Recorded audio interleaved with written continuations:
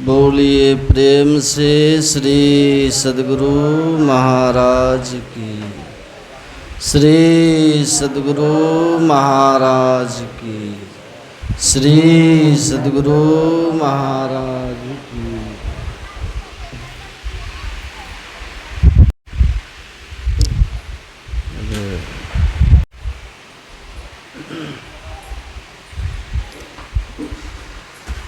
बंदो गुरुपद कंज कृपा सिंधु नर रूप हरि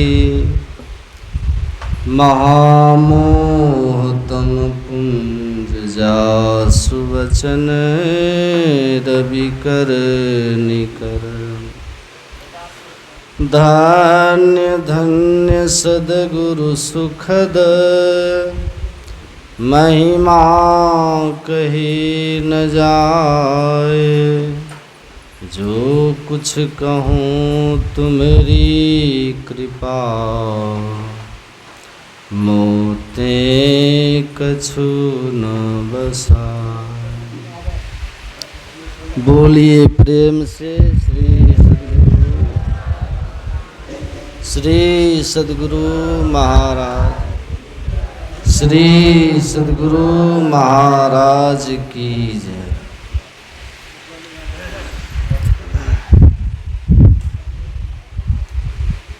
परमाराध्य सद्गुरु महाराज के पावन युगल श्री चरणों में बारंबार नमन। पूज्य माता श्री के चरणों में नमन। उपस्थित आदरणीय प्रबुद्ध सत्संग प्रेमी महानुभावों, माताओं एवं भक्तिमती बहनों, आप सबों को भी मेरा प्रणाम।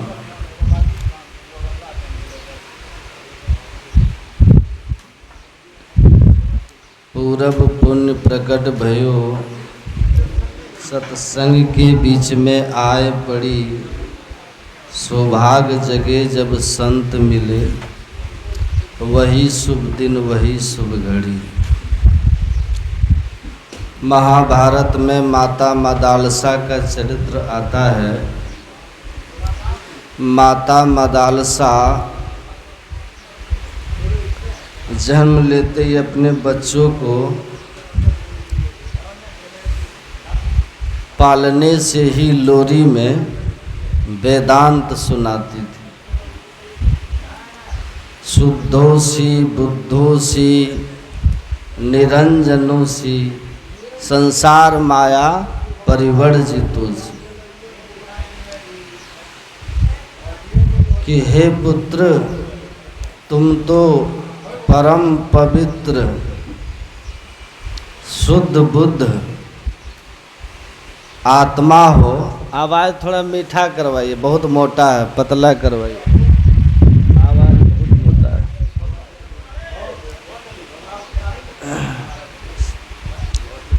श्री सद्गुरु, तुम शुद्ध बुद्ध आत्मा हो। मायातीत तुम्हारा स्वरूप है। तुम ज्ञान स्वरूप हो। यह संसार तो अपवित्र माया है, परिवर्तनशील माया है, नाशवान माया है। इसमें मत फंसो। इसमें कौन फंसता है? दुखानि दुःखमापागः सुखानि जानाति विमूढ़ चेता। ये जो संसार है, इसको सुख स्वरूप कौन समझता है? इस संसार को कौन समझता है कि सुख रूप है? आँख से रूप का भोग करना सुख है, कान से शब्द भोग करना सुख है, जिह्वा से स्वाद भोग करना सुख है, नाक से गंध का भोग करना सुख है, त्वचा से स्पर्श भोग करना सुख है। पांचों ज्ञानेंद्रियों से 5 विषयों का भोग करना सुख कर कौन समझता है? आवाज बढ़ाइए और मीठा कीजिए। विमूढ़ चेता, विमूढ़ किसको कहते हैं? अज्ञानी को। जो अज्ञानी है वो इंद्रियों से विषयों को भोगना सुख कर समझते, और जो ज्ञानी है तान्यव सुखानि तथा दुखानि जानाति अविमूढ़ चेता। लेकिन जो ज्ञानी है वो इस बात को समझते हैं कि संसार का सुख क्षणिक है। संसार सुख में तीन मूल कमियां हैं, ध्यान से सुनिएगा। पहली कमी है कि ये क्षणिक होता है। पहला, कुछ काल के लिए होता है संसार का सुख। कुछ भी खूब अच्छा लग रहा है खाने में तो कितनी देर तक आप उसको खा सकते हैं? कितनी देर खाएं? थोड़ी देर ना। उसके बाद मैं जब पढ़ता था, एक फिल्म उस समय बहुत हिट हुआ था, तो मैं स्कूल से गया था देखने के लिए। उसके बाद हमारे एक मित्र आए, मित्र होता ना, दोस्त, तो वो कहा कि ये फिल्म की बड़ी चर्चा, चलो हम लोग देखेंगे। तो दोस्ती निभाने में दूसरी बार भी वही फिल्म हम देख ली। फिर एक हफ्ता के बाद फिर एक दोस्त ने कहा, वो कहा कि स्कूल तो आज छुट्टी है और छुट्टी है, ये है, स्कूल बंद है, तो चल के ये फिल्म आज भी देख लेते हैं। हम बोले देखो और कोई सजा दे दो, लेकिन उस फिल्म को अब हमको मत दिखाओ।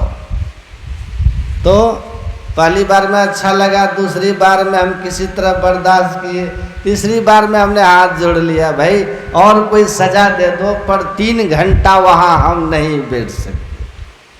क्यों? उसका सुख भी घटते क्रम में होता है। शुरू में जब भूख लगेगी ना, स्वाद भी खूब आएगा, अब बड़ा तेजी तेजी से खाइएगा, फिर धीरे धीरे देखिएगा कि उसका रस घटता चला गया। तो क्षणिक है, घटते क्रम में है। और तीसरी जो इसकी बुराई है वो परिणाम में दुखदाई है। परिणाम में दुखदाई है और असंतुष्टिदायक भी। दुखदाई है वो परिणाम में। इसलिए भगवान श्री कृष्ण ने कहा, ये संस्पर्शजा भोगा दुख योनिया एवता आदि अंतवंत कुंते नत्ते सुरमते बुधः। तो ज्ञानी लोग भोगों में ज्ञानी नहीं रमते। क्यों? क्योंकि कहते हैं कि उनका जो सुख है ना, विषय सुख जो है, संसार सुख जो है, वो शुरू होता है कहीं से, शुरू हुआ और खत्म हुआ। परिणाम फिर उसका क्या है? असंतुष्टि होती है, अतृप्ति होती है और दुख भी होता है। खुजली की बीमारी, रामकृष्ण परमहंस कहते थे कि जब खुजली होती है ना तो शुरू में नोचने में अच्छा लगता है, खुजलाहट होगी ना, खुजलाएंगे तो अच्छा लगेगा, और थोड़ी देर के बाद असहाय दर्द शुरू हो जाएगा। का बस खुजली की बीमारी की तरह है विषय सुख भोग। तो जो अविमूढ़ चित्त वाले हैं, ज्ञानी जो होते हैं, वो जीवन को भोग नहीं समझते। जीवन भोगने के लिए नहीं, संसार का सुख किस लिए है? यही जानने के लिए सत्संग है। यही जानने के लिए कि संसार के सुख में दुख लगा हुआ है। संसार का जो भी सुख है उसमें दुख मिला हुआ है। बिना दुख का सुख जो शांति और संतुष्टि दे, वो सुख कहाँ है? वो सुख कहाँ है? इसी का पता सत्संग में चलता है। तब जाकर के हम अपने जीवन को ठीक दिशा में ले जाते, तो वस्तु हमें मिल जाती।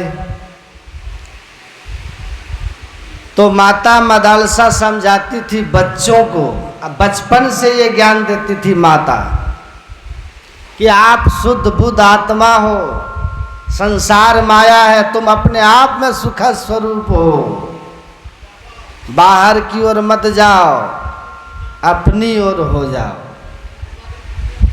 सुख और शांति मिल जाए। खूब महल अटारी बना लीजिए, लेकिन दुख लगा रहे। बहुत अमीर आदमी, बहुत अमीर आदमी अगर कोई हो और उनसे पूछिए कि आप सुखी हैं,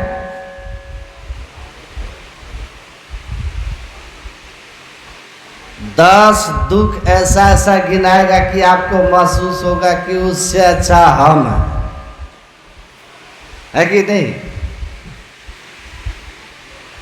जब वो शुरू करेगा ना अपना विपत्ति सुनाना, तो आपको लगेगा धौ हम ही ठीक है, हम ही ठीक है।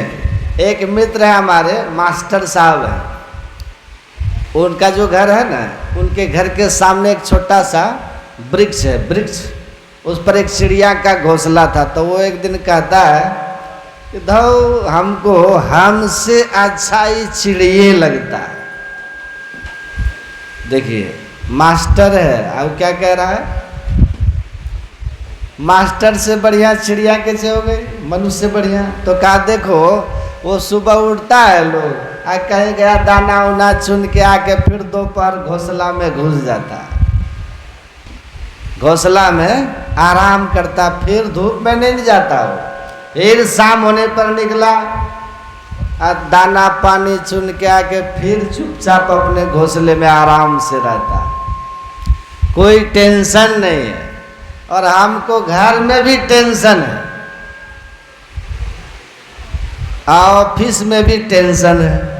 कभी विद्यार्थी बदतमीजी करेगा, तो कभी प्रिंसिपल के साथ, कभी स्टाफ के साथ। और घर का तो हाल ही मत पूछो, घर में तो ये हाल है कि सास पुतों में बनवे नहीं करता, 3 दिन में मुंह फुलौल। अगर पहले हम आए और नजर पहले पड़ गई माँ पर, आप पूछ देते हैं कि क्या बात है माँ, क्या बात है, टेंशन में लग रही हो, तो मेरी उधर से पत्नी कहेगी माइये के आंचल ओढ़ना था, अभी तक तो ब्याह करके काहे आए, ब्याह काहे किया। कहीं गलती से पत्नी को पहले पूछ दिए क्या बात है, टेंशन में हो, तो माँ कहती कि बेटा तो मोग मेहर हो गया है। तो हम भारी फेरा में कि घर में भी टेंशन और बाहर में भी टेंशन। चिड़िया को कोई टेंशन नहीं, और ऊपर से तुम आके सुनाते हो बड़े भाग मानुष तनु पावा, सुन दुर्लभ सब ग्रंथ ही गावा। ये और सुन के टेंशन हो जाता है, ये सुन के और टेंशन हो जाता है कि क्या बकवास बोल रहा है, खाली टेंशन जिस लाइफ में, और उसको कहता बड़े भाग। भगवान न करे कि अगला बेर से हमको ऐसा मनुष्य बनना पड़े। देखिए अब बताइए, मास्टर साहब हैं, बच्चों को पढ़ाते हैं, अब भीतर में क्या है कि हमसे बढ़िया चिड़िए। ये क्यों है, यही सत्संग नहीं किया है ना। सत्संग सुनिएगा तो जीना सीख जाइए। सब टेंशन के बीच भी बड़े भाग मानुष तन पावा का आनंद आपको मिलेगा। कला है ना, युक्ति है, कैसे जीना है उसकी युक्ति है। तो आपको अपना नर्वस सिस्टम कंट्रोल कर लेना है। ये ज्ञान सत्संग में ही होगा। क्यों टेंशन होगा? कुछ टेंशन नहीं होता। संसार में दुख रहेगा, ये धूप रहेगी, वर्षा भी आएगी, बस आपको छतरी होना जानना है कि छतरी होना चाहिए आपके पास। धूप में भी चलिएगा और वर्षा में भी चलिएगा। कांटों को दुनिया से कोई खत्म कर सकता है? पैर में केवल जूता होना चाहिए। फिर क्या टेंशन है? कोई टेंशन नहीं। तो ये जो सत्संग है ना, इस दुखमय संसार में यही चीज है। छाता और जूता लेकर के चल दीजिए, रोड उभड़ खाबड़ रहे, गिट्टी उड़े या चाहे धूप या वर्षा है, आपकी यात्रा अनवरत रहेगी, अनवरत रहेगी।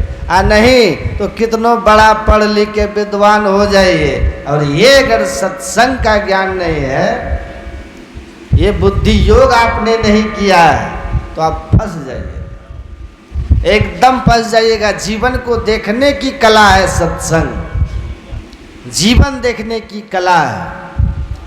घर छोड़ करके 2 आदमी निकल गया, महात्मा बन गया, सन्यास लेकर के ध्यान कर रहा है, सत्संग करने निकल गया। 2 अलग अलग गुरु के पास में गए, शिक्षा हुआ। एक दिन खूब जोर की आंधी आ गई, दोनों भिक्षा करने गांव में गए थे, और उस आंधी में बहुत सारे घर उड़ गए। दोनों भाग करके जंगल की तरफ गए, तो वो दोनों देखते कि आधा कुटिया, एक महात्मा ने देखा नौजवान की आधा कुटी हमारी उड़ गई आंधी में। भगवान से शिकायत शुरू कर दिया। वो कहे भगवान कमाल कर दिया, घर द्वार सब छोड़ करके साधु बने कि आपका भजन करेंगे, और बड़ी मेहनत से कुटिया बनाए थे, वो भी सुख के लिए नहीं, आपकी भक्ति के लिए। उस कुटिया की भी आपने रक्षा नहीं की, आधा कुटिया हमारा जो छप्पर उड़ा दिया, आधा छप्पर उड़ा दिया। मेरा भरोसा आज आप पर से आधा घट गया, विश्वास आधा घट गया कि आपने मेरी आधी छप्पर उड़ा दी, रक्षा नहीं किया आपने। भक्त का योगक्षेम आप बहन करते हैं, और कहाँ किए आप? हमारा तो आधा छप्पर उड़ गया, हमारा विश्वास आप पर से आधा घट गया। रात भर वो बैठ के शिकायत किया भगवान। और दूसरे महात्मा जी जो थे, जब वो आए, उन्होंने देखा कि हमारे छप्पर, कुटिया का आधा छप्पर उड़ा हुआ है, खुशी से वो नाचने लगे। कहा हे भगवान, मेरा भरोसा आज आप पर दुगुना हो गया, मेरा विश्वास आप हो और भक्त का योग संबंध करते हो, ये दुगना हो गया। क्यों? कहा हम गांव में देखे आंधी बड़े बड़े घर के छप्पर उड़ा दिए, और ये छोटी सी कुटिया की क्या विसात, क्या औकात थी कि उन आंधियों में खड़ा हो सके। आपने जरूर इस झोपड़ी की रक्षा की है, तभी ये आधी बची, नहीं तो ये जड़ से उड़ जाती। और आज से मेरा भरोसा आप पर दुगना हो गया, और दुगने जोश से अब वह भक्ति में लग गए। अब पहला आदमी ने कहा कि मेरा विश्वास आधा हो गया, और वो रात भर भजन ध्यान छोड़ के भगवान से शिकायत में लगा रहा। तो दोनों के साथ परिस्थिति थी, आंधी दोनों को उजाड़ा था, दोनों के लिए आंधी थी, दोनों के साथ एक जैसी घटना थी, पर दोनों की मन स्थिति एक नहीं थी। एक दुखी था, रो रहा था, और एक खुश था, भगवान की भक्ति में लग गया था। तो ये आपको सोचना होगा, ये आपको समझना होगा। ये बुद्धि योग है। बुद्धि योग आदमी को दुनिया देखने की, संसार के दुखालयम, ये संसार दुखालय है, यहाँ अगर सुख आ जाता है ना तो गलती से आता है, समझ रहे बात? ये तो दुख खाले, यहाँ तो सुख का भ्रम है। फिर भी अगर आप हैं कुछ अच्छा है जीवन में तो आप बड़े अपने को भाग्यशाली समझो। बुरा आपके साथ हो रहा है ये तो स्वभाव है, ये तो होगा। माइंड मेकअप होना चाहिए कि यहाँ दुख आएगा, यहाँ दुख आएगा, बस आप सोचते हैं कि दुख नहीं आए। यही विपरीत सोच है हमारी। दुख आए हम तैयार रहेंगे अपने और उसका सामना करेंगे। उसकी युक्ति है ना, उसको समझिए, अपने विचार को ठीक कीजिए। बस सब खेल उसी का है। शुद्धता विचारों में होनी चाहिए। भगवान बुद्ध कहते थे बाकी सब ढकोसला है, विचार शुद्ध नहीं तो सब ढकोसला है। एक पंडित जी बैठे हुए थे कहाँ, किचन में, चौका में, रसोई घर में, बायां हाथ बाहर कर दिए थे। तो वो एक महात्मा जी ने पूछा, महात्मा जी आप पूछे पंडित जी बायां हाथ बाहर काहे किए हैं? कहा कि अपवित्र हाथ है ये अपवित्र हाथ है, ये हाथ अपवित्र है। काहे? तो ये गंदा साफ करता है, इसलिए ये हाथ अपवित्र है, इसलिए चौका में इस हाथ को नहीं रखेंगे, चौका अपवित्र हो जाएगा। लेकिन उस चौका में मुर्गा पकेगा, बकरा पकेगा तो पवित्रता खत्म नहीं होगी। तो ये ढकोसला है कि नहीं? पका रहे हैं बकरा, अब बाया हाथ बाहर है कि गंदा हो जाएगा। तो वो महात्मा जी ने कहा कि पंडित जी ये जिस गंदगी को साफ करता है ना वो फैक्टरिया तो भीतरे में बैठा हुआ है, वो तो भीतरे चौका में है। तो हाथ काहे बाहर किए हैं? फैक्टरी तो अभी भी वही काम कर रहा है, निर्माण कार्य जारी है। अब बन रहा है बकरा, तो इसीलिए कहा विचार बुद्धि पवित्र हो, है ना। तन को कोई पवित्र कर सकता है? तन को नाक से नेटा बंद कर दीजिएगा निकलना, कान से गुजू, मुंह से खखार, नीचे से मलमूत्र, ये कभी खत्म होने वाला है। तन को कितनो चाहो पवित्र करने ही नहीं होगा। क्या पवित्र करना है? विचार को, संस्कार को, मन को, तो जीवन में परिवर्तन हो जाएगा। लेकिन हम लोग क्या करते हैं, सुन रहे थे ना पाठ में, ज्ञान सोचम परित्यज्य वाययो रमते नरः। ज्ञान सोच विचार पवित्र करेगा, सोच पवित्र करेगा, संस्कार पवित्र करेगा। ये सत्संग ज्ञान सोच है, इसको हम लोग छोड़ देते हैं। कहाँ बाहर बाहर रमते हैं, कहाँ रमते हैं? का चित्तमंतर्गतम दुष्टम तीर्थ स्नानेन शुद्धति। आपके चित्त के अंदर में मैल है, काम, क्रोध, लोभ, मोह, मात्सर्य, ईर्ष्या, द्वेष, ठगी, बेईमानी, ये कहाँ है? सब चित्त में है, मन में है। आज धो रहे हैं, तन पावन करिए पखारे, आज शरीर को खूब पवित्र कर रहे हैं, आप मन को पवित्र ही नहीं कर रहे हैं, तो आपसे पाप आचरण रुकने वाला नहीं और आपके जीवन में दुख जाने वाला नहीं। एक लड़का मिला हमको, विद्यार्थी। हम बोले कि तुम क्या चाहते हो जीवन में जी? कहा बाबा हम चाहते पहले तो कि हमारी एक अच्छी सी नौकरी हो, खूब पैसा कमाए, सुंदर मकान हो, गाड़ी हो, आज्ञाकारी सुंदर पत्नी हो। हम बोले और कुछ है तो पहले तुम बोलो। फिर हमने कहा कि 20-25 करोड़ बैंक बैलेंस भी हो, ये भी कह दो, लेकिन एक चीज और बोलो कि इन सब के होते हुए अगर तुम्हारे मन में शांति न हो तो इसकी कीमत कितनी हुई? उन सब चीज़ों की कितनी कीमत है बताइए। मन में शांति न हो आप अशांत हो, बेचैन हो, व्याकुल हो, तो उन सब का कितना कीमत।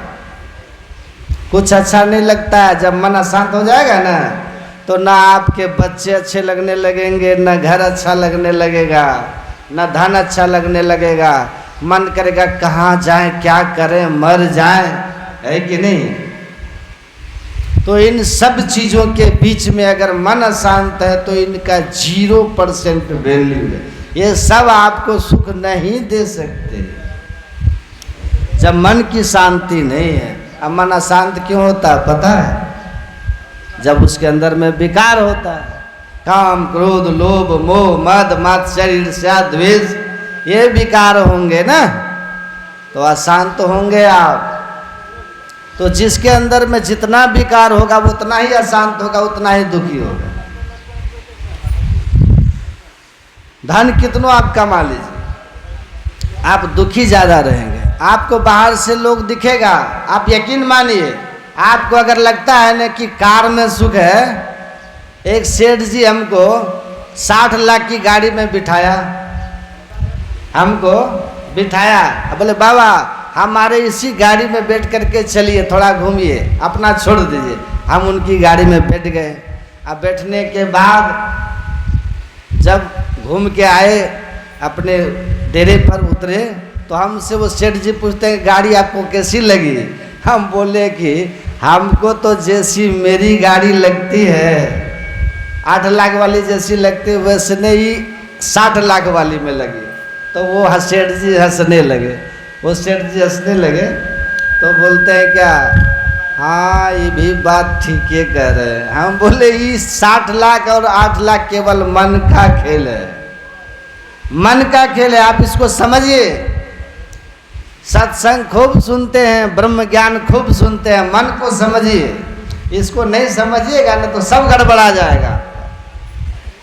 आपके घर में कार है, कार 10 लाख वाली आपके घर में कार है, लेकिन अगर आपको पड़ोसी से झगड़ा है तो आप पड़ोसी के पास नहीं है कुछ, आप कार में बैठिएगा ना तो लगेगा कि 1 करोड़ में, अरे दुनिया का हम सबसे सुखी आदमी, क्योंकि पड़ोसी साइकिल पे जाते हुए दिख रहा है ना, और आप कार में आप गदगद रहेंगे।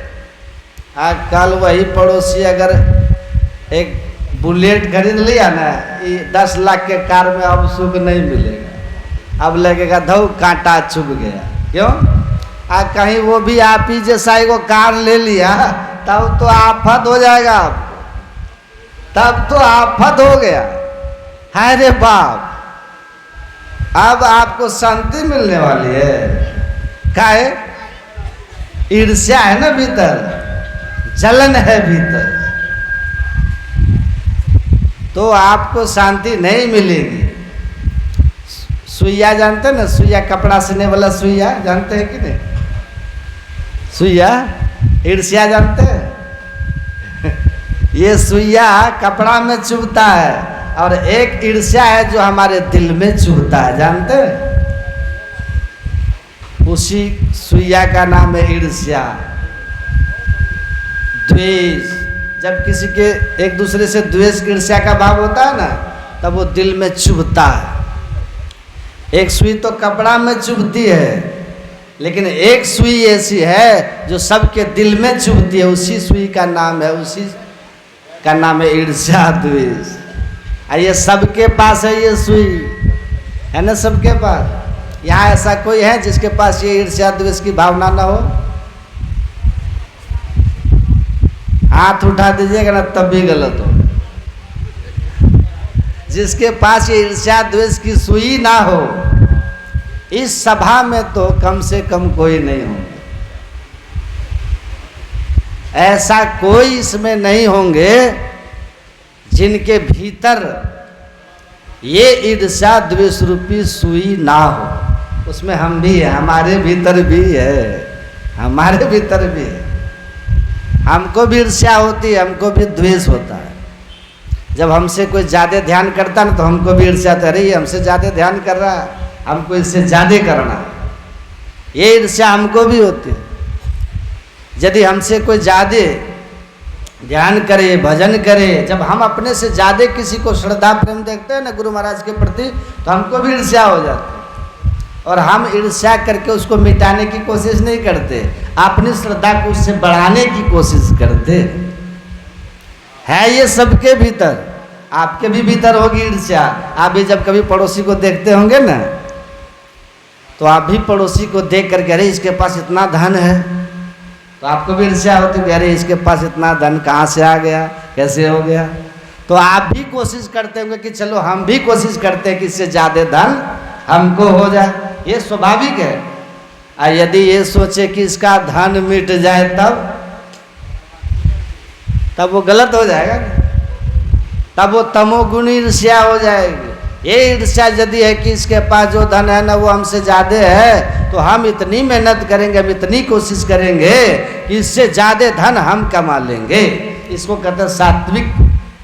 आप मेहनत कीजिए, आप भी कमा लीजिए। और यदि आपके भीतर ये भाव हो जाए कि इसके पास जो धन है मेरे पास तो उतना धन नहीं है, तो इसका ये धन भी कैसे बर्बाद हो जाए, ट्रिक लगाओ, तो आप भी बर्बाद हो जाइएगा और वो भी बर्बाद हो जाएगा, दोनों फिर बर्बाद हो जाइए।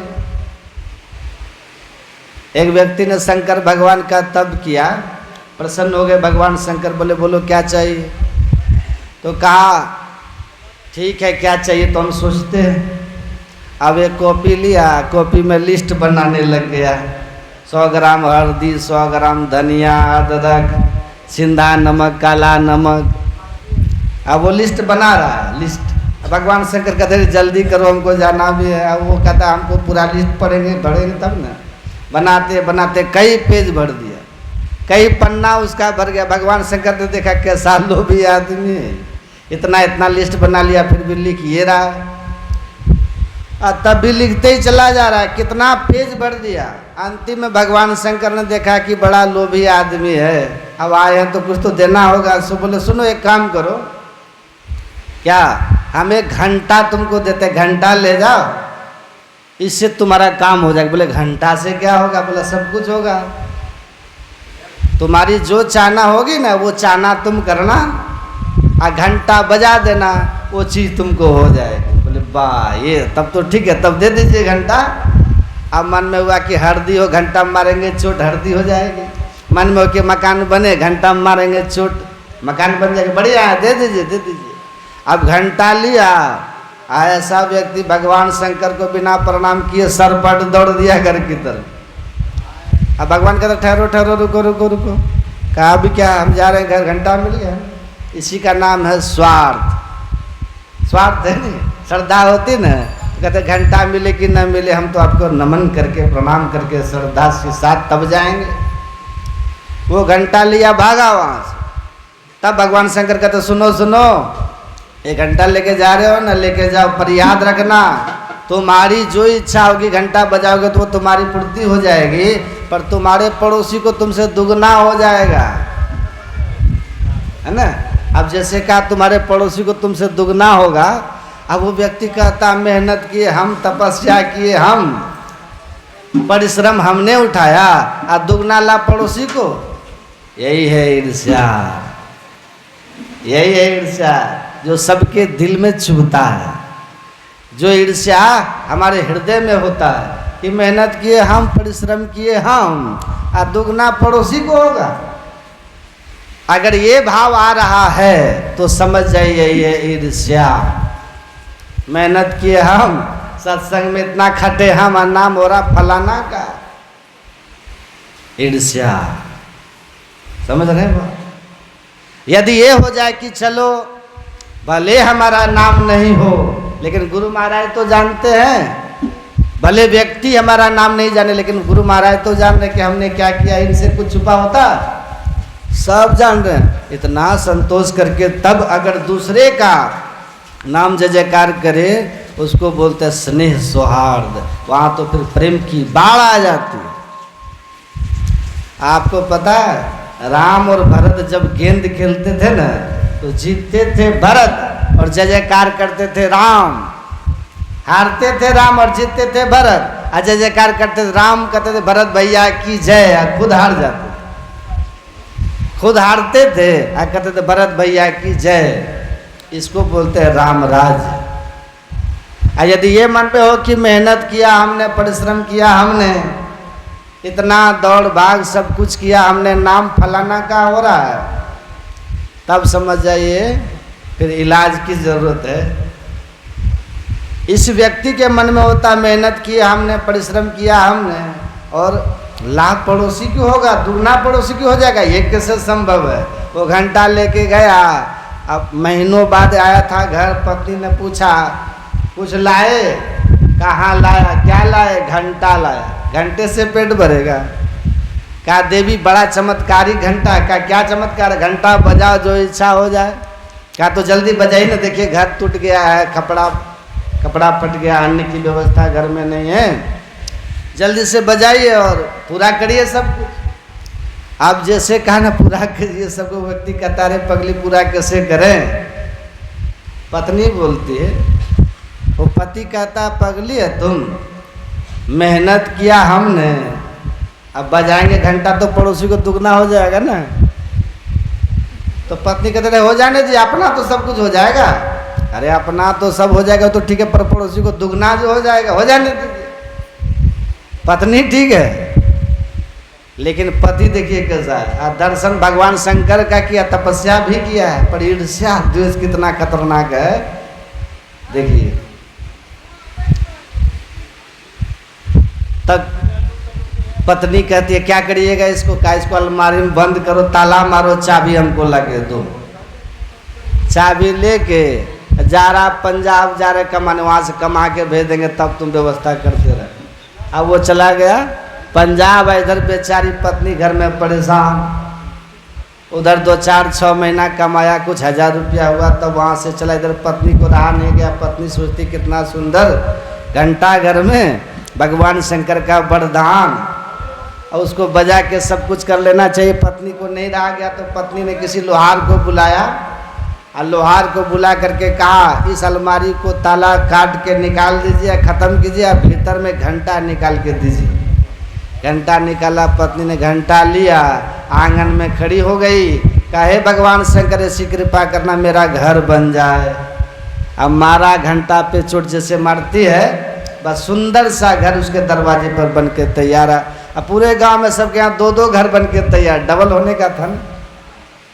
हे भगवान शंकर ऐसी कृपा करना एक मीठा जल वाला कुआं भी हो जाए।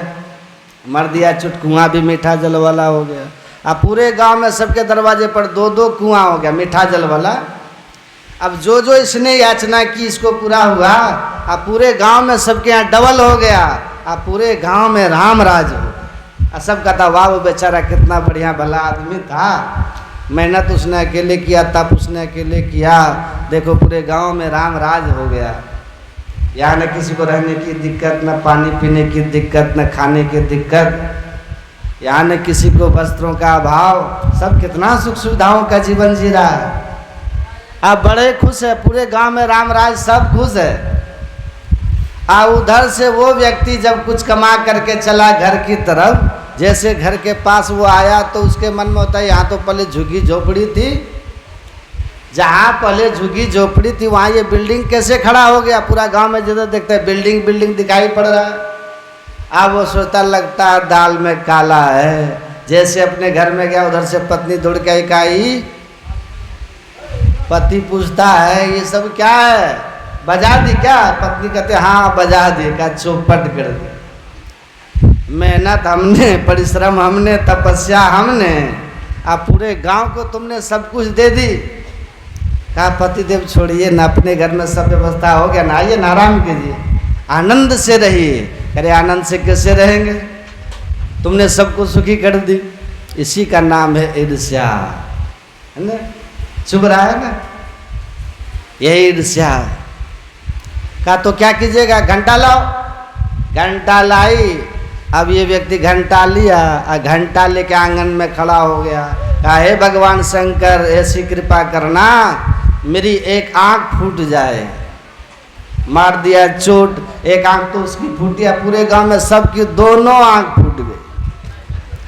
खत्सा बंदा। एक व्यक्ति का ईर्ष्या देखिए कितना खतरनाक होता है। तब भी संतोष नहीं हुआ, दूसरे की आंख फोड़ने के लिए वो व्यक्ति अपनी आंख फोड़वा लिया। कैसी ईर्ष्या है देखिए।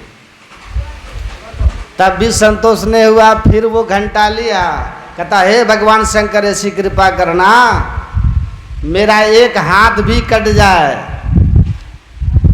महाराज छोटे को उसका हाथ कटा, पूरे गांव में सबका दोनों हाथ कट गए, दोनों हाथ।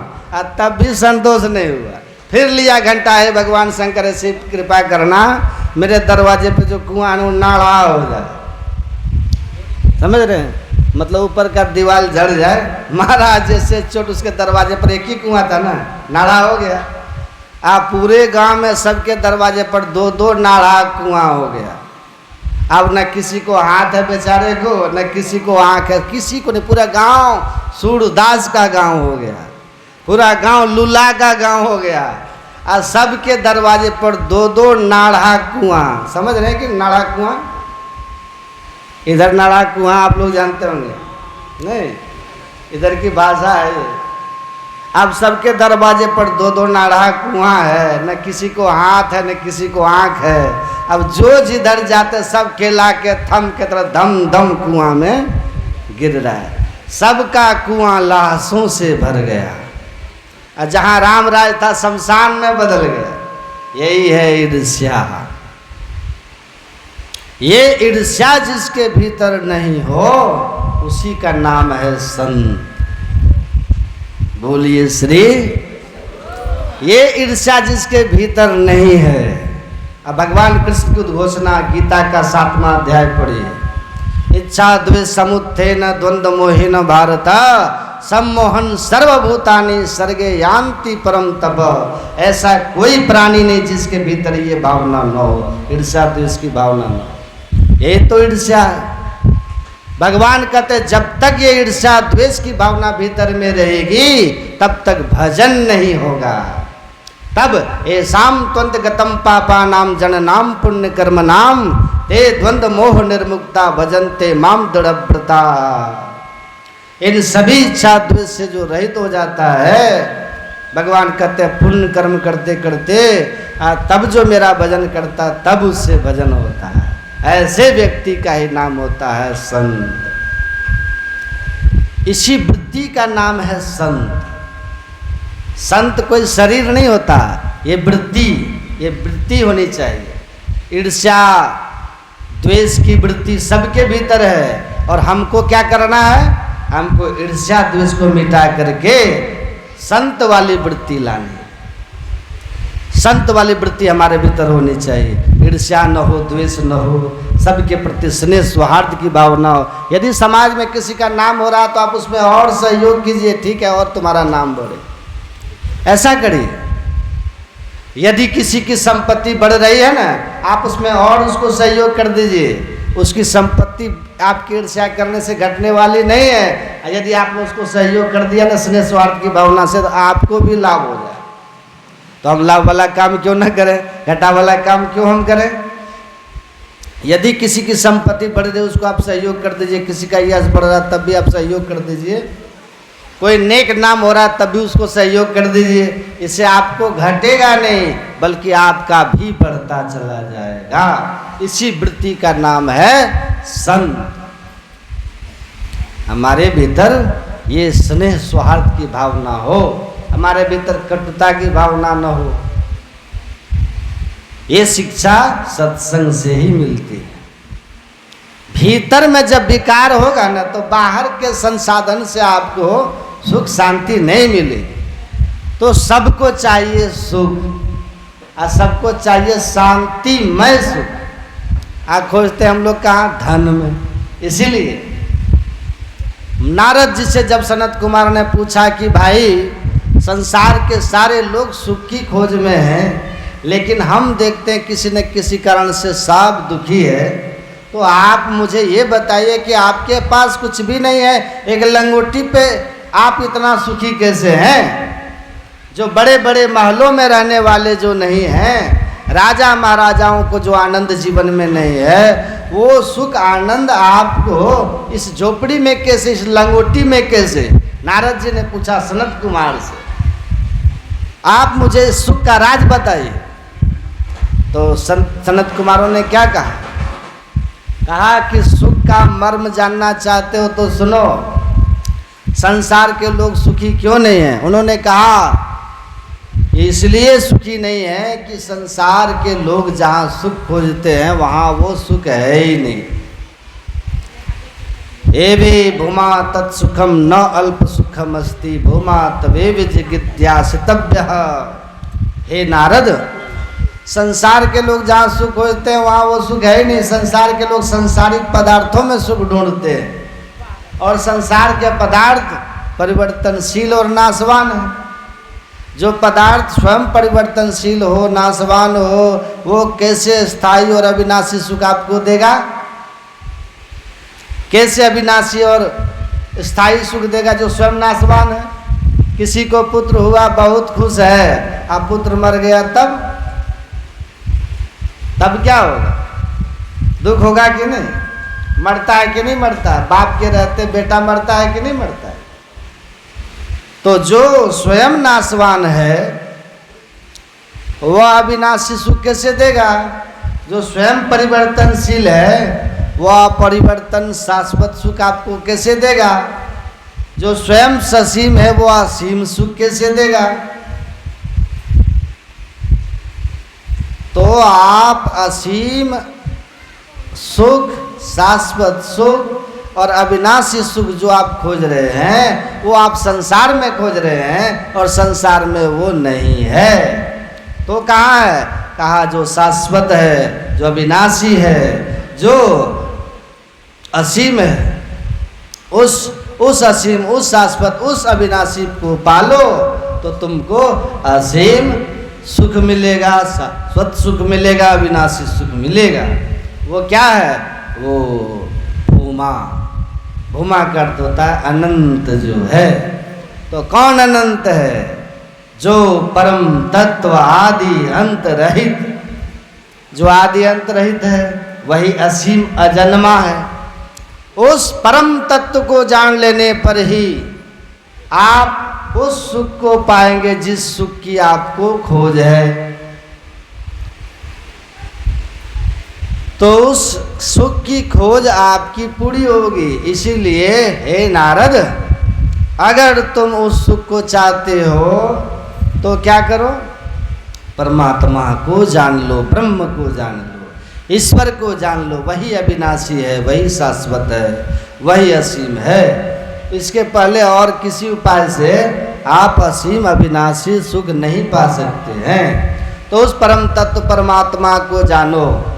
वेद भगवान कहते हैं ना, उसके लिए सबसे पहला काम क्या है? कि बुद्धि योग करो।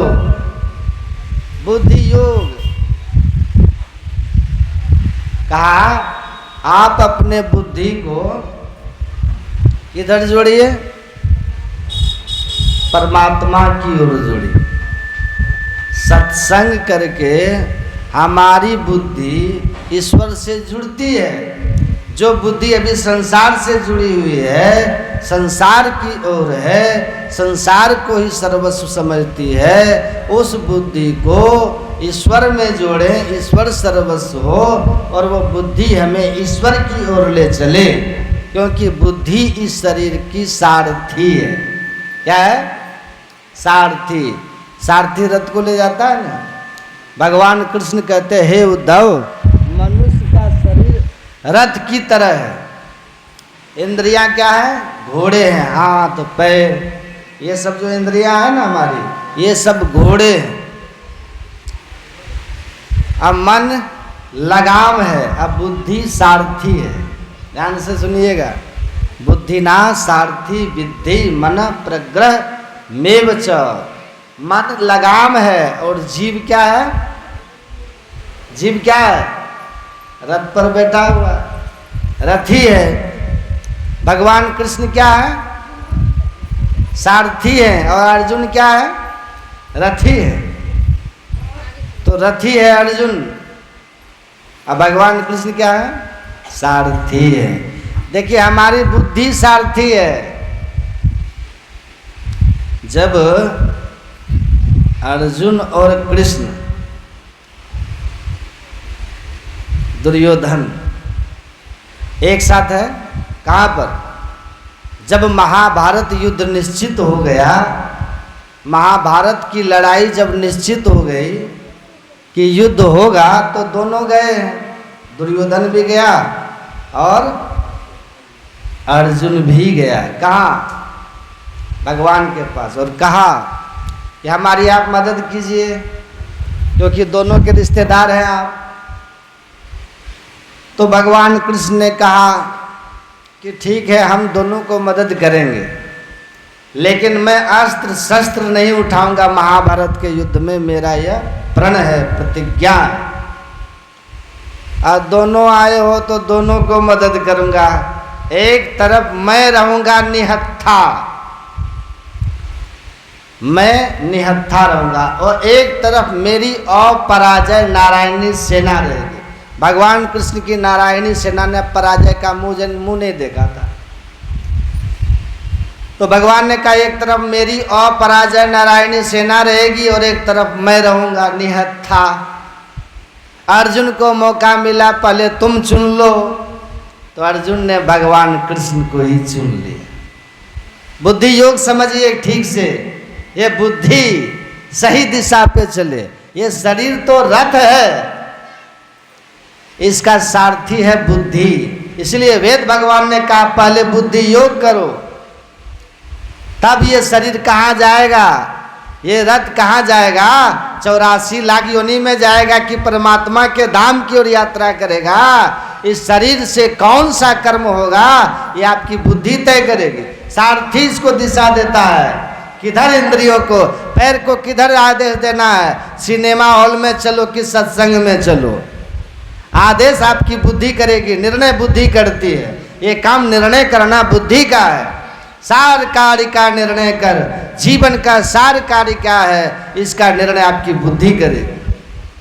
अगर बुद्धि ठीक ठीक निर्णय कर देती है कि सार कार्य का निर्णय करके धर चेतन धारा, कि मनुष्य को चेतन धार को पकड़ के परमात्मा की ओर चलना है, बहिर्मुख से अंतर्मुख होना है, विषय से निर्विषय की ओर चलना है, तो आप निश्चित रूप से एक दिन परम तत्व में पहुंच जाइएगा, परम धाम में जाइएगा और जन्म मरण के चक्र से छूट जाइएगा।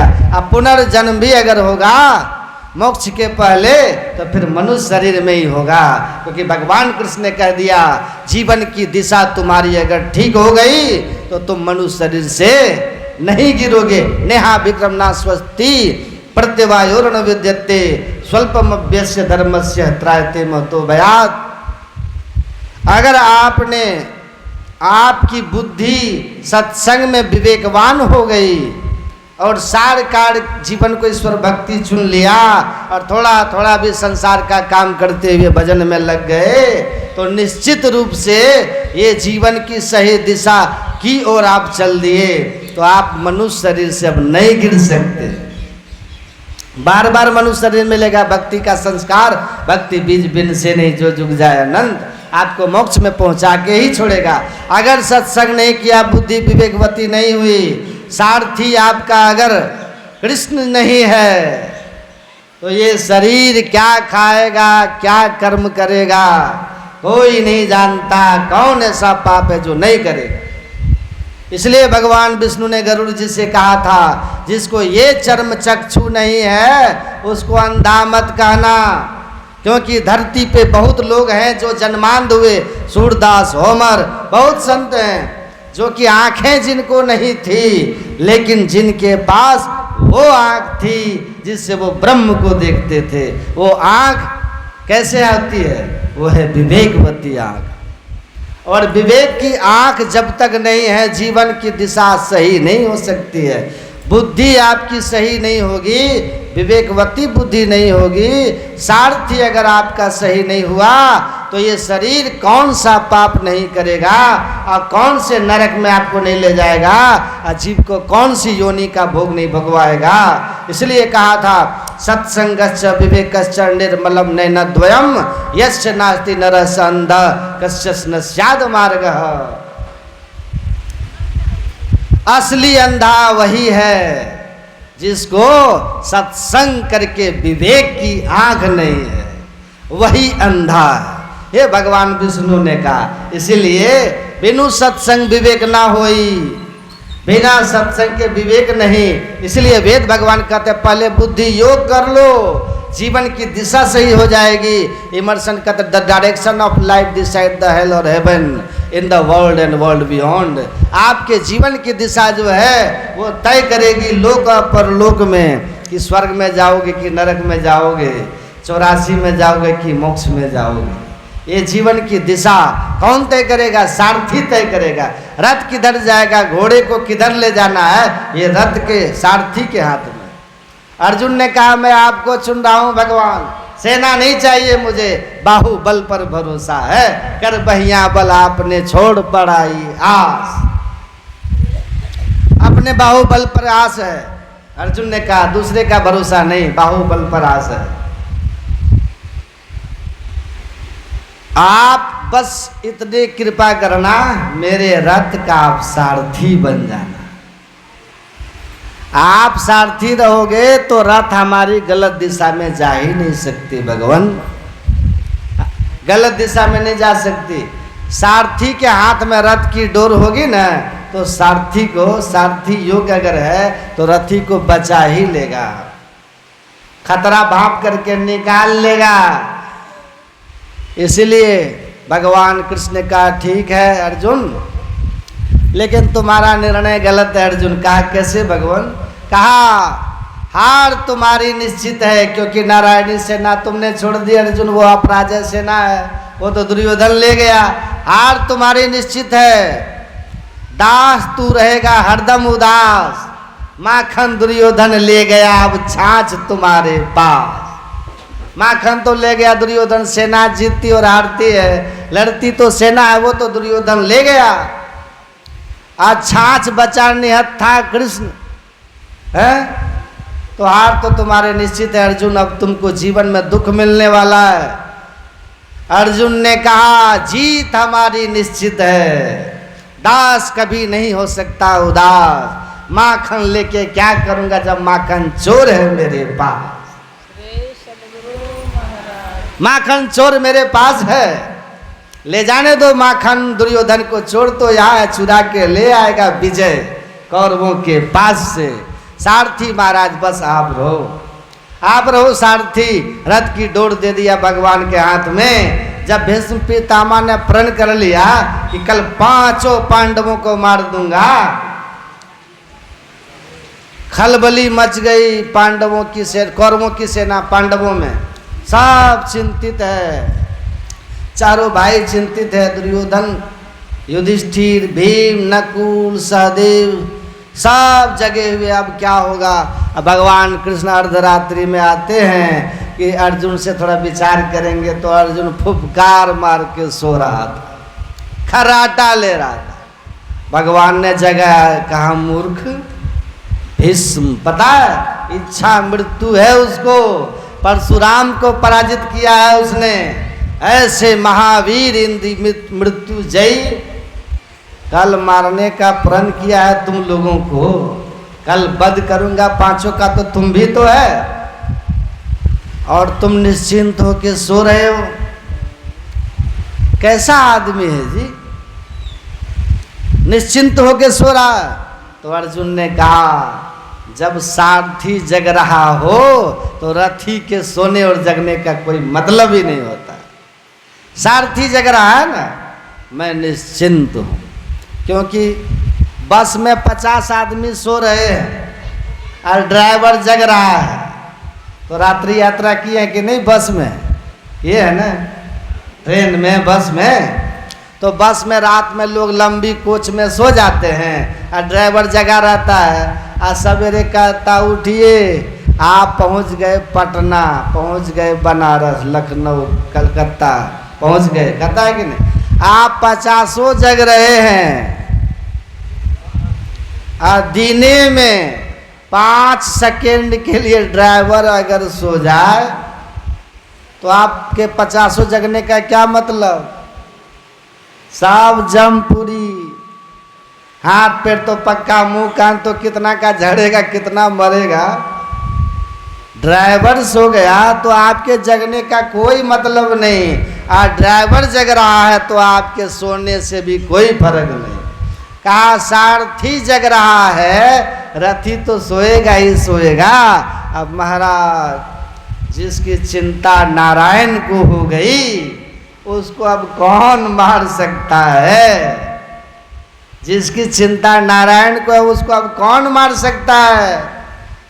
हमने आपके हाथ में जीवन की डोर थमा दी है, केवल घोड़ों की लगाम नहीं दी है महाराज, जिंदगी की डोर दे दी है, सांसों की डोर आपके हाथ में है। आप जग रहे हैं, कहा ठीक है जाओ सो जाओ, हम व्यवस्था करते हैं। भगवान ने बचा लिया कि नहीं? द्रौपदी को ले जा करके उनसे अखंड सौभाग्यवती होने का वरदान मंगवा करके कहा कि अब छोड़ो, और उनको छोड़ना पड़ा। कहा प्रण अपने क्रोध में किया था, आशीर्वाद तो आपने हृदय से दिया है महाराज। तो क्रोध में बोली हुई बात, शांत भाव में बोली हुई बात, क्रोध में कुछ बोल देगा तो लोग कहते हैं छोड़िए, गुस्सा में गाली दे दिया, होशो हवास में बोलिएगा तो झगड़ा हो जाए। तो कहा क्षमा हो गया, छोड़ दिया, भीष्म ने प्रण तोड़ दिया। तो भगवान आप जानते हैं, इसीलिए वेद भगवान कहते हैं कि बुद्धि योग करो, क्योंकि ये शरीर रूपी रथ का सारथी है बुद्धि। ये बुद्धि अगर विवेकवती है तो धर्म का मार्ग चुनेगी, तो लोक और परलोक दोनों सुखी हो जाएगा। इसको आप लोग अच्छी तरह से समझ लीजिए कि धन से सुख नहीं आएगा अगर धन गलत तरीके से आया है। पद में सुख नहीं मिलेगा अगर पद का दुरुपयोग हो रहा है, तो आप डरे रहिएगा। गलत अधर्म के ढंग से आया हुआ कुछ भी जीवन में है, कोई भी वस्तु है, वह शांति ही लेके आती है और जीवन में दुर्गति को ही प्राप्त कराती है। लेकिन धर्म पूर्वक कुछ भी आया है तो आपके जीवन में शांति और सुख लेके आएगा। और धर्म अपने आप में इतना महान है कि जहाँ धर्म होगा ना वहाँ पर लोक भी सुख होगा और लोक भी सुख होगा। तो धर्म ही लोक और परलोक दोनों को सुखी करने का रास्ता। और अधर्म से धन कमा लीजिए लेकिन सुख नहीं कमा सकते, शांति आप नहीं खरीद सकते। सुख और शांति धर्म से मिलती है। इसको लिख लीजिए, इसके दिमाग में गांठ बांध लीजिए। किसी का धन बेईमानी करके आप उस खेत की उपज से कभी आप शांति को प्राप्त नहीं करेंगे। अपनी ईमानदारी के हिस्से का उपज जो होगा उसको खाएंगे न तो शांति आएगी, शांति आएगी। तो घर सुख और शांति हमारे जीवन में केवल धर्म से, सही दिशा से। और ये ज्ञान यही सत्संग में मिलेगा, इसी स्कूल में, सत्संग के स्कूल में। यहाँ समझ में आएगा कि मनुष्य को कैसा होना चाहिए, हमारे जीवन की दिशा क्या होनी चाहिए, परमात्मा की ओर होनी चाहिए, धर्ममय जीवन होना चाहिए, भक्तिमय जीवन होना चाहिए। और तब देखिए सुख जीवन में कैसा आता है। हो सकता है आपके घर में टाइल्स नहीं होगा, हो सकता है आपके घर में ठीक से प्लास्टर नहीं हुआ होगा, लेकिन आपके घर में शांति जरूर होगी, आपके जीवन में शांति होगी। और शांति से बड़ा सुख कुछ नहीं है। पंडित जवाहरलाल नेहरू ने डिस्कवरी ऑफ इंडिया में लिखा है कि from the beginning of this universe, जब से सृष्टि बनी है तब से लेकर आज तक, the crown of emperor Boeing down before the feet of sense, तब से लेके आज तक सम्राटों के मुकुट फकीरों के चरणों में झुकते रहे। फकीर के चरणों में। फकीर क्यों झुके? इसलिए झुके कि the most precious wealth in this world that is the peace of mind that light with sense from which even the emperor are weavers. कहते दुनिया का सबसे कीमती संपत्ति है मन की शांति। मन की शांति दुनिया की सबसे बड़ी संपत्ति है जो संतों के पास होता है, जिसके लिए सम्राट भी भिखारी होते हैं। शांति के लिए सम्राट भिखारी होते हैं। सम्राटों के पास तो बहुत कुछ रहता है, तो फिर वो भिखारी क्यों होते हैं? शांति के लिए भिखारी होते हैं। और शांति किनके पास है? जवाहरलाल नेहरू कहते हैं संतों के पास है। और गुरु महाराज हमारे क्या कहते हैं? शांति स्थिरता व निश्चलता को कहते हैं, और शांति को जो प्राप्त कर लेते हैं वे संत कहलाते हैं। तो शांति को जो प्राप्त कर लेते हैं वे संत कहलाते हैं। तो शांति संतों के पास है और सम्राटों के पास वो शांति नहीं, इसलिए सम्राट भिखारी है। सम्राट भिखारी है। और दुनिया का सबसे बड़ा संपत्ति मन की शांति है। उसके बिना दुनिया की सारी संपत्ति व्यर्थ महसूस होती है। आप आदमी आत्महत्या कर लेता। बक्सर का एक डीएम ट्रेन में जाके कट गए, बड़ी चर्चा हुई उनकी। क्यों कट गए? मन अशांत हो गया था। पत्नी और माँ के बीच में इतनी क्लेश उनका हुआ कि उनके सामने कंडीशन ये था कि पत्नी को रखोगे तो माँ को छोड़ना होगा, और माँ को रखोगे तो पत्नी को त्यागना होगा। उस आदमी ने दोनों में से किसी को नहीं त्यागने का निर्णय करके आत्महत्या कर लिया। क्यों कर लिया भाई? टीएम ने उनको समस्या का समाधान करने नहीं आया। आध्यात्मिक व्यक्ति नहीं थे, सत्संगी नहीं थे। अच्छा सुनिए, अच्छा सब बेकार हो गया ना, डीएम का पद व्यर्थ लगने लगा, तब ना जान दे देना उचित समझा है? तो सबसे बड़ी चीज है मन की शांति नहीं है तो सब जीरो, सब व्यर्थ। एक बहुत ऊंचे जाति के हैं, बड़े अच्छे परिवार के हैं, उनकी बच्ची भाग गई किसी दूसरे जाति के लड़के के साथ, तो वो जहर खा लिया। जहर खा लिया। बहुत अच्छे, धन संपत्ति सब कुछ था, लड़के भी बड़े अच्छे अच्छे पद पे, दो दो बेटे अच्छे पद पे, और पिता भी पद पे, लेकिन वो जहर खा लिया। हॉस्पिटल में था, पानी चढ़ रहा था, गुरु महाराज कृपा से बच गया। उनसे पूछा कि आप, एक बेटी चली गई, एक बेटी घर में है, उसकी भी तो शादी करनी है आपको, दो दो लड़के हैं, दोनों अच्छे अच्छे पद पे, इतना धन दौलत है, आपकी इतनी इज्जत है, अब बेटी चली गई, भाग गई तो भाग गई, आजकल तो माइनर बात है। तो बोलता है क्या, बड़ा मन में बेचैनी आ गई बाबा, हमको लगा कि सब व्यर्थ है, ये सब सम्मान मेरा नहीं रहा, मन अशांत हो गया बाबा, इसी अशांति में हमको लगा मरिए जाना अच्छा है। 15 दिन से हम बहुत सो नहीं पा रहे थे, तो धन तो था, मकान तो था, बच्चे तो तब भी थे, केवल क्या चीज नहीं थी? मन में शांति नहीं थी, नींद नहीं आती थी, तो लगा मर जाना ही अच्छा है। तो मैंने कहा कि आत्महत्या कर लेने के बाद प्रेत योनि में जाओगे और इससे 1000 गुना ज़्यादा कष्ट पाओगे। इसीलिए संसार में यहाँ तो राम भी आए हैं तो दुखी हुए हैं, सीता भी दुखी हुई है, कृष्ण भी आए तो जेल में पैदा हुए हैं, उनको भी कष्ट हुआ कि नहीं? सब दुनिया में आए हैं, यहाँ कष्ट मिलता है। और ये सब चीज़ें बड़ी छोटी चीज़ है आजकल, इन सब बातों पर ध्यान मत दीजिए। और इज्जत इतनी छोटी चीज़ नहीं है कि किसी के भाग जाने से आपका इज्जत खत्म हो जाएगा। हम हैं, है कि नहीं? हम ठीक है, उसका भोगू भोगेगी, हम क्या भोगेंगे भाई? हैं? हम क्यों भोगेंगे? हम अपने जीवन को समझें, हम अपने को सही राह पे ले चलें। अपनी ओर निहार तुझे क्या पड़ी परारी, यहाँ तो बाप के करने बाप पूत को पूते फलता, जोरू को जोरू खसम को खसम को मिलता। यहाँ तो अपनी अपनी करनी, अपने अपने संग है। आपका किया आपको मिलेगा, बेटी को बेटी को, बेटा को बेटा को, तो आप उसकी करने के लिए अपने को दंड क्यों दे रहे हैं? इसमें कहीं कोई बात नहीं है। तब कहा कि भूल हो गई, भगवान मौका दिए हैं, अब ऐसा गलती नहीं करेंगे, अब ऐसा नहीं करेंगे, भूल हो गई। चलिए सुने समझे, वहाँ सत्संग में आए, सुने, सुनते थे, बोले बाबा बहुत मन को शांति मिली, अब नहीं करेंगे। कहाँ मिली मन को शांति? सत्संग में। पढ़िए, हम लोग तो पंडाल के नीचे बैठ के सत्संग कर रहे हैं, ये कम सौभाग्य की बात है।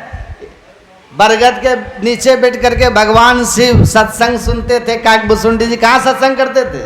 बट का हरि कथा प्रसंगा आवै सुनहि अनेक विहंगा, इसी बट के नीचे तो करते थे। तो आप लोग देखते हैं पंडाल के नीचे, पंखा के नीचे बैठ के सत्संग करते हैं। उनसे कम भाग्यशाली हम लोग हैं, उनसे भी ज्यादा भाग्यशाली हैं। गुरु महाराज की असीम कृपा है, जो ये दुर्लभ ज्ञान सुनने को आप लोग को अवसर मिलता है। तो काकभूषुंडी जी बट के नीचे बैठ के कथा करते थे। आज सुनने के लिए वहां पे पड़े होंगे आप लोग कि जब गरुड़ जी जाते हैं, संशय होता है गरुड़ जी के मन में, भगवान को जो नाक पास लग गया तो आकर के छुड़ाते हैं गरुड़ जी। तो उनके मन में संशय हो जाता कि भाई कौन भगवान है, हैं? जिसको हम आके बचाए, नहीं तो मर जाता। ये वही राम है कि कोई दूसरा राम है? उनकी लीला से भ्रमित हो जाते हैं गरुड़ जी। तब नारद जी के पास गए तो क्या अभी हमको टाइम नहीं है, चल जाइए आप ब्रह्मा जी के पास। तो ब्रह्मा जी, वो गरुड़ जी गए ब्रह्मा जी के पास, उनसे पूछा कि ये वही राम है कि कोई दूसरा है, हमको संशय है। तो ब्रह्मा जी ने क्या कहा? भगत हेतु भगवान प्रभु राम धरु तनु भोग, ये चरित पावन परम प्राकृत नर अनुरूप। क्या ये वही भक्तों के कल्याण के लिए परमात्मा का जो अवतार हुआ ये वही है कि कोई और है? तब ब्रह्मा जी ने कहा कि ये वही है तो वही। तो अगर वही है तो नाग पास में बंद करके मूर्छित थे एक राक्षस से, हम नहीं जाते तो ये मर जाते। अब परमात्मा तो इतने समर्थवान हैं कि ये प्रकृति द्वोत्पत्ति लय होवे प्रभु की मोज से। ओम युंजाना प्रथमं मनस्तत्वा सविता धियम, वो परमपिता परमात्मा जगत प्रसव करता, जगत को जन्म देने वाला, प्रलय करने वाला। तो जिसके एक ऐसना मात्र से, संकल्प मात्र से एक को हम बहुत श्याम, ये विश्व ब्रह्मांड बन के खड़ा हो जाता है, अब प्रलय को प्राप्त होता है। ये अनंत ब्रह्मांड को पैदा करने वाला सर्वसमर्थ परमात्मा, जिसके इशारे से ये सचराचर जगत क्रियाशील है। कैसे एक राक्षस के द्वारा मूर्छित हो गया तो ब्रह्मा जी ने कहा ये सब लीला है, समझोगे इतना जल्दी नहीं। कहा कि सुनो, मिल ही गरुड़ मही मारग माही, कहीं भांति समझाऊं तो ही। क्या राह चलते चलते आप मिल गए, हम साधारण बात है कि आपको समझा देंगे। जब बहुकाल करिए सत्संगा, तभी हुए सब संशय भंगा। बहुत काल सत्संग करना पड़ता है जी, एक दिन में हो जाएगा, एक दिन में हो जाएगा। अभी हम राह में हैं, जाइए भगवान शंकर के पास जाइए। भगवान शंकर के पास गए, कहा कि हमको बताइए कि वही राम है तो मूर्छित कैसे हुए?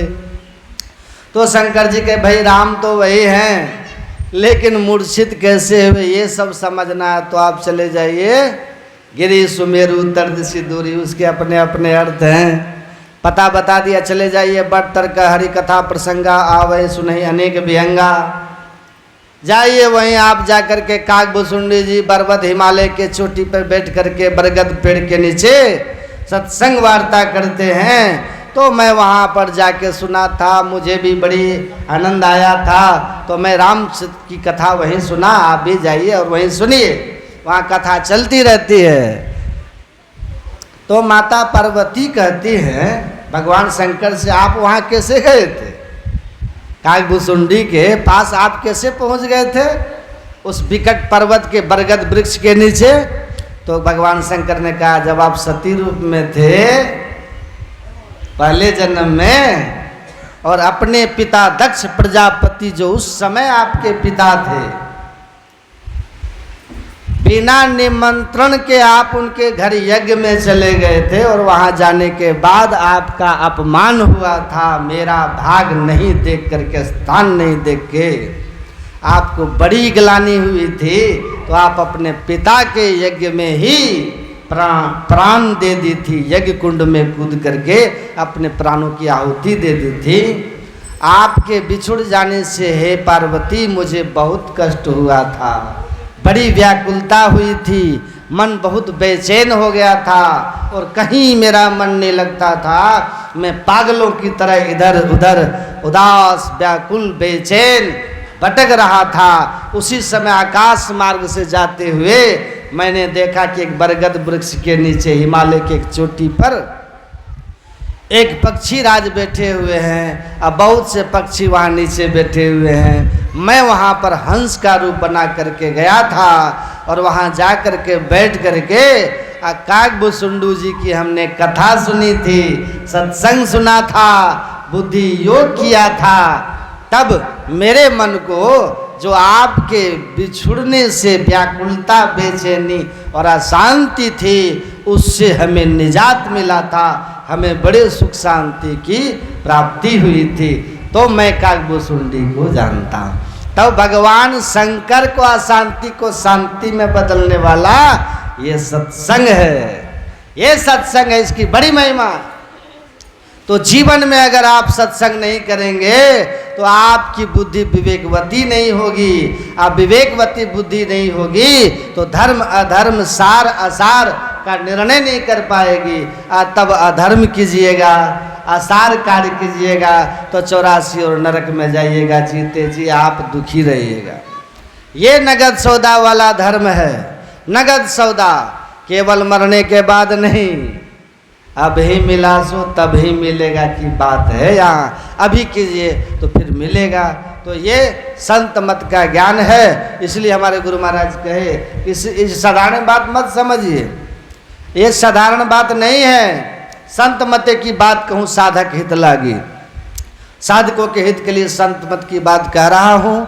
और इतना महान ज्ञान है कि बातें हैं अनमोल, मोल नहीं एक एक की। यहाँ एक एक ज्ञान बड़ा अनमोल है, इसकी मोल नहीं दे सकता कोई। इसीलिए सतजन सेवन करत नित्य सत्संगति करना। बड़े श्रेष्ठ जनों के पास, वृद्ध जनों, ज्ञानी जनों के पास बैठिए, उनको सुनिए। उनको सुनने का मौका अगर नहीं मिले मौका तो उनका ज्ञान ग्रंथों में है, उसको पढ़िए और अपने विवेक को बढ़ाइए।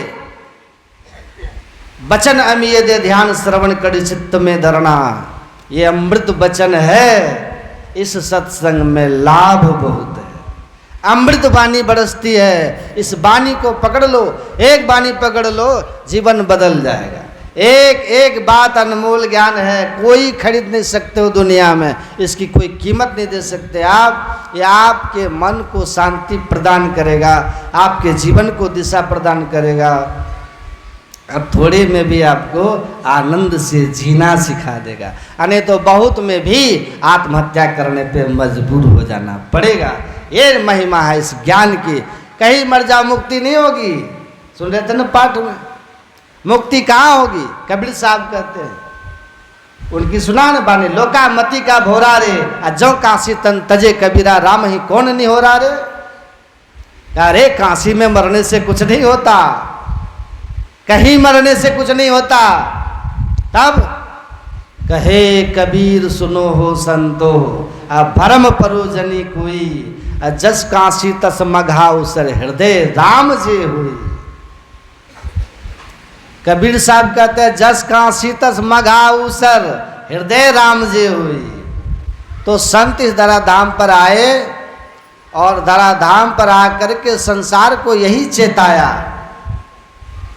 और उनको सद्ज्ञान दिया, बदले में बहुत सहा, उसकी कीमत चुकाई। किसी ने आग में जल के चुकाई, किसी ने हाथ पैर कटवा के चुकाई, कोई जहर पी के चुकाया, कोई 72 कसनी में कस के कबीर ने चुकाया, लेकिन सबने इसकी कीमत चुकाई। पर इस सद्ज्ञान को बड़ी दृढ़ता से लोगों को समझाया कि कहे कबीर सुनो हो संतो, भरम परोजनी कोई, जस काशी तस मघा उसर हृदय राम जे।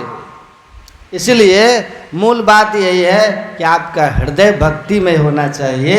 आपके हृदय में अगर काम है तो काम, अगर वासना है तो आपको संसार में पुनर्जन्म लेना पड़ेगा। अगर हृदय में राम है तो आपकी सदगति होनी है। भावे दे छुट्टी जाओ काशी माही गंगा तट, भावे दे छुट्टी जाओ क्षेत्र मगहर में। भावे दे छुट्टी जाओ विप्र के सदन मध्य, भावे दे छुट्टी जाओ स्वपक्ष के घर में। चाहे ब्राह्मण के घर में छूटे और चाहे डोम के घर में छूटे, भावे दे छुट्टी जाओ देश आर्य अनार्य में, भावे दे छुट्टी जाओ वन में नगर में। सुंदर ज्ञानी के कछु संशय रहत नाही, स्वर्ग नरक सब भागी गयो भर। तो ज्ञानी को कोई भ्रम नहीं है। कबीर साहब कहते हैं इस बात को समझ लो कि हृदय में राम है तो कहीं भी मुक्ति है। अगर हृदय में काम है तो दुनिया की किसी भी तीर्थ में जाके मरोगे तो तुमको पुनर्जन्म और भोग संसार चक्र से बचा नहीं सकता। संत इस धराधाम पर आकर के यही बुद्धि को समझाते हैं कि आप बुद्धि को यही ज्ञान देना है। बुद्धि को इस ज्ञान से युक्त कर लीजिए तो आपकी जीवन की दिशा ठीक हो जाएगी। बुद्धि रूपी सारथी अगर भगवान कृष्ण जैसा है, भगवान राम ने क्या कहा था, संसार को जितना अगर चाहते हो तो सारथी क्या होनी चाहिए, बुद्धि सारथी है। तो सारथी क्या है, ईश भजन सारथी सुजाना। परमात्मा की भक्ति, अगर बुद्धि परमात्मा की भक्ति को सर्वश्रेष्ठ मान रही है तो आप विजय को प्राप्त हो जाएंगे, जम को जीत जाएंगे, संसार के दुखों से मुक्ति को प्राप्त कर लेंगे। इसलिए सबसे पहले बुद्धि योग कीजिए, सत्संग कीजिए। बुद्धि को सत्संग से विवेक होगा तो आपकी विवेकवती बुद्धि धर्म का मार्ग, भक्ति का मार्ग, सद्गति का मार्ग, कल्याण का मार्ग, सार कार्य को पहचान करके उस ओर बढ़ जाएगी। लोक और परलोक दोनों से की हो जाएगा। अगर आपने भक्ति नहीं की तो नरः स अंधः, सत्संगहीन विवेकहीन नरः स अंधः कस्म न स्यात् मार्गः। वो नर विवेकहीन बुद्धि युक्त व्यक्ति कौन सा ऐसा धर्म का कार्य है जो अज्ञानता में नहीं करेगा। और परिणाम ये होगा कि देव दुर्लभ मनुष्य शरीर पा करके फिर 84 जाए। तो जीवन में सत्संग सबसे बढ़ कर के है। यह संसार को भी सुखी करता है, परलोक को भी सुखी करता है। इसीलिए सब किसी को चाहिए कि सत्संग कीजिए। जो कोई आए मिले उन्हू से नर होत पवित्र लगे हरि रंगा। दोष कलंक सबे मिट जाए नीच उसो हो जात उतंगा। जो अति महामलिन जल गंग मिले हुई जात है गंगा। सुंदर शुद्ध करे तत्काल ही है जग माही बड़ो सतसंगा। तत्काल पवित्र करने वाला, बुद्धि को विवेकवती बनाने वाला सबसे बढ़कर दुनिया में अगर कुछ है तो वो ज्ञान यज्ञ है, सत्संग यज्ञ है। इसलिए इस यज्ञ को भगवान कृष्ण ने कहा श्रेयान द्रव्यमयाद यज्ञाद ज्ञान यज्ञ परम तप सर्वे कर्मा खिले पार्थे ज्ञाने बड़े समाप्ते। समस्त कर्म बंधनों का नाश करने वाला सारे यज्ञों से ये श्रेष्ठ यज्ञ है जिसको ज्ञान यज्ञ कहा, बुद्धि योग कहते हैं, सत्संग कहते हैं। इसलिए सब किसी को चाहिए कि नित्य प्रति सत्संग कर ले प्यारा, कि नित्य नियमित सत्संग कीजिए और संसार का भी काम कीजिए। धर्म पूर्वक रहिए तो जीवन सुखमय हो जाएगा। गुरु महाराज की इस ज्ञान को दृढ़ता से मानना और उस पर अटल रह करके चलना, हिलना डुलना नहीं है। कभी बाएं कभी दाएं, कभी इधर कभी उधर, है ना, उससे काम नहीं चलेगा। धोतियों उठा रहे हैं और रामो राम कर रहे हैं, तब नहीं। पूर्ण समर्पण, एक ईश्वर पर अचल विश्वास, पूर्ण भरोसा, उसकी प्राप्ति अपने अंदर में होगी। उसका दृढ़ विश्वास, सदगुरु के निष्कपट सेवा, सत्संग और दृढ़ ध्यानाभ्यास, यही मोक्ष का कारण समझना चाहिए। इसके इतर कुछ बचा ही नहीं है कि नहीं। इसलिए इस पर एकदम समर्पित भाव में रह करके और साधन करते रहिए, कल्याण होगा। श्रद्धा और भक्ति, गुरु के प्रति निष्ठा, यही है तो गुरु के चरण को सब पकड़ के रखिए, इनके विचार को पकड़ के रखिए, तो आपका परम कल्याण होगा। मैं उनकी आत्मा की शांति के लिए प्रार्थना करता हूँ। पूज्य सुलोचना माता जी की आत्मा जहाँ भी हो, गुरु महाराज उनको अपनी शरणागति में रखे, उनका कल्याण करे। उनके परिजनों के लिए, सुपुत्र के लिए, जिनका नाम संजय सिंह जी और पिंटू सिंह जी, सबका शुभ हो, मंगल हो, कल्याण हो। और आप तमाम जो सत्संग में पधारे, आप सबके लिए मेरी शुभकामना है। ये लोक परलोक आप सबका बनता रहे। खूब ध्यान सत्संग करते रहिए। बोलिए प्रेम से श्री